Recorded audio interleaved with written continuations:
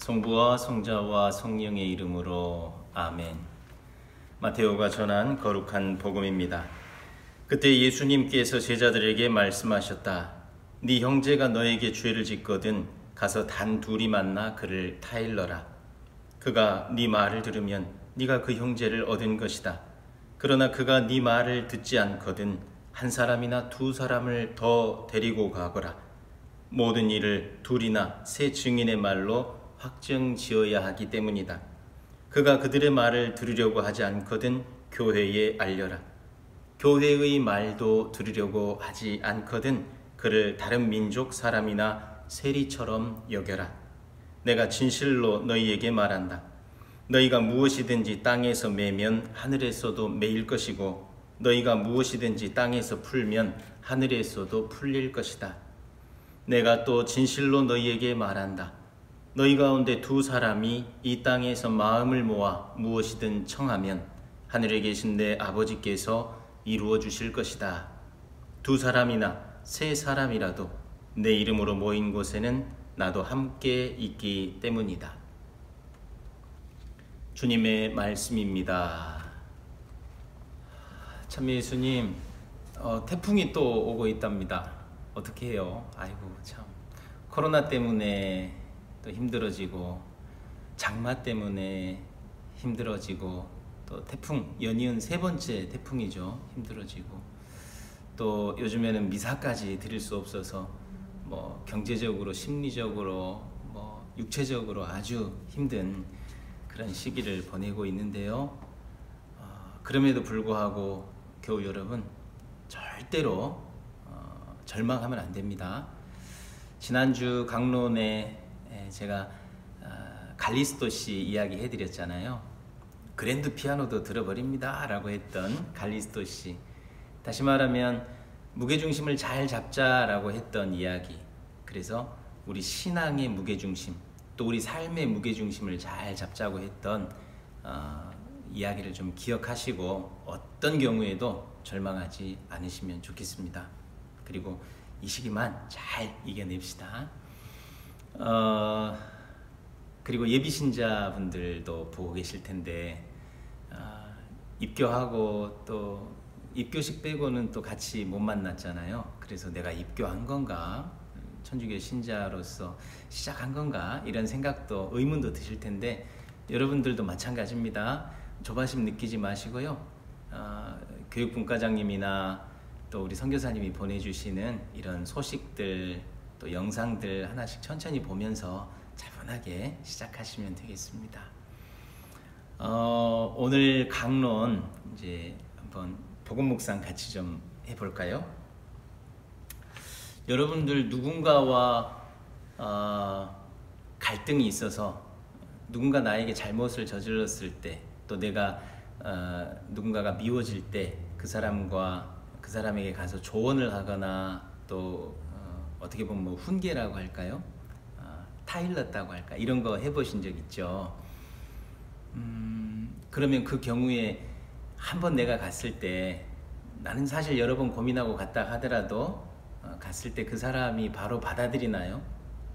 그렇지 않아요. 그죠?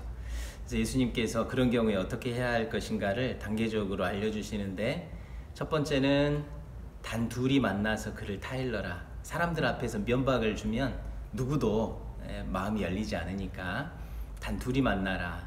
그래도 안 되거든 한둘을 더 데리고 가라.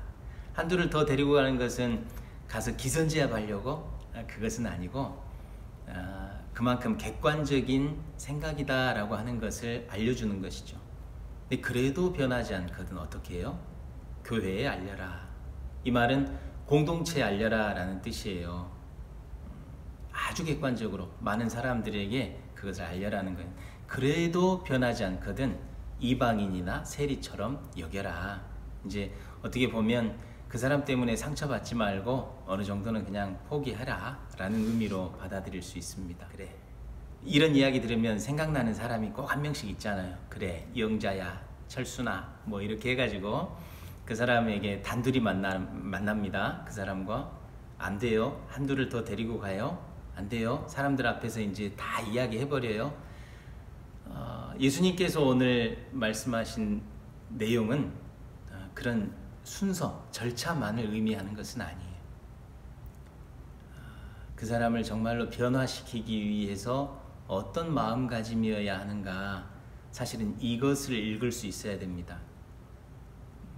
사람들을 만나서 나 혼자 만나고 여럿이 만나고 공동체 알릴 때는 아무런 고민하지 않고 절차만을 지키는 것이 아니라 어떻게 해요? 그때 정말 고민하겠죠. 기도도 해야 될 것이고. 그래서 우리가 누군가를 변화시킨다라고 할 때는 그 사람을 사랑하고 있는가, 또 진심인가, 이런 것들을 잘 봐야 돼요. 여러분, 사람이 변화되는, 그러니까 누군가를 변화시킬 때 두 가지 방법이 있어요. 하나는 다 연관된 것인데요. 하나는 감동입니다. 감동. 사람이 말로 변하나요? 물론 그런 경우 있을 수 있지만 절대 쉽게 말로 변하지 않아요. 그 앞에서는 예 하지만 돌아서면 아니요 라고 하는 경우가 많죠. 그래서 누군가를 변화시킬 때는 그 사람에게 감동을 줘야 됩니다. 그런데 이 감동을 주는 것은 연기로만은 안 돼요. 그러니까 이렇게 가짜로 겉꾸밈으로만 하는 것은 순간적으로 감동을 줄 수 있을지 모르지만 그 향기가 깊지 않아요. 그래서 감동을 줄 때 가장 중요한 것은 뭐냐? 진심이어야 한다는 거예요. 진심. 사람을 변화시킬 때 감동과 진심. 그런데 이 진심은 조금 더 다른 언어로 해석을 해보면 오늘 로마서 말씀, 바오로 사도가 로마인들에게 전한 말씀 가운데 예수님이 하신 말씀이긴 한데요.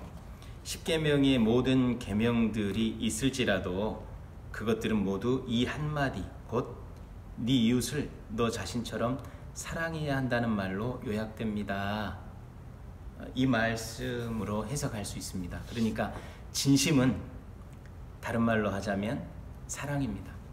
그 사람을 사랑하고 있는가 봐야 돼요. 제가 신학생 때 동기 신학생들 사이에도 살아온 어떤 삶의 스타일이 다르기 때문에 갈등이 있을 수 있어요. 그럴 때 뭐 단둘이도 만나서 이야기했겠죠. 그런데 또 안 통하면 둘이 셋이 모일 때 이제 이야기를 합니다. 다시 말하면 이제 대부분의 우리가 하는 이야기로는 뒷담화가 되겠죠.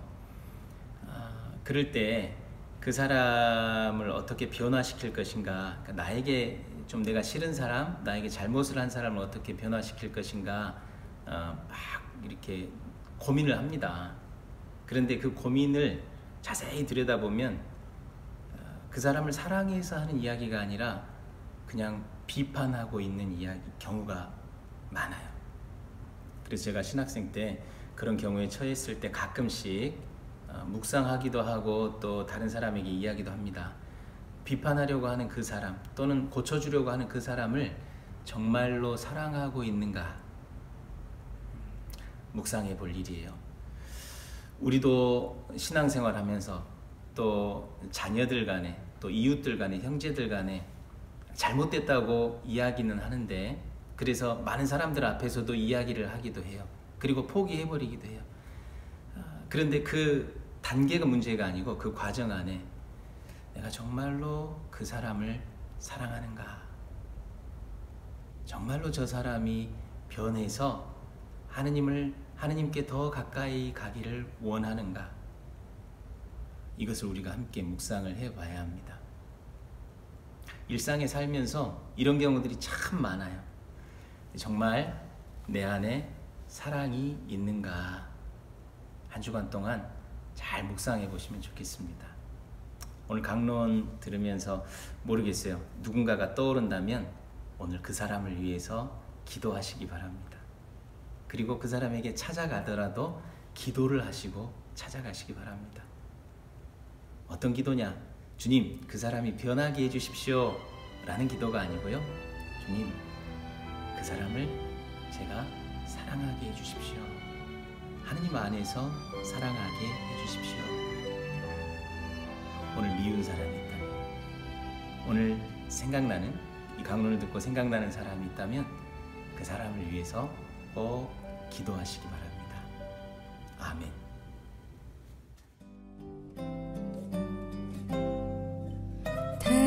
당신이 지쳐서 기도할 수 없고 눈물이 빗물처럼 흘러내릴 때 주님은 우리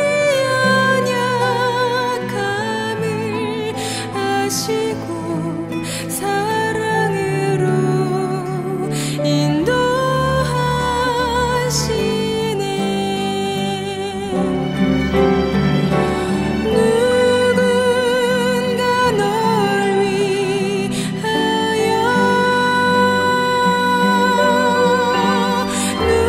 누군가 기도하네. 내가 홀로 외로워서 마음이 무너질 때 누군가 널 위해 기도하네.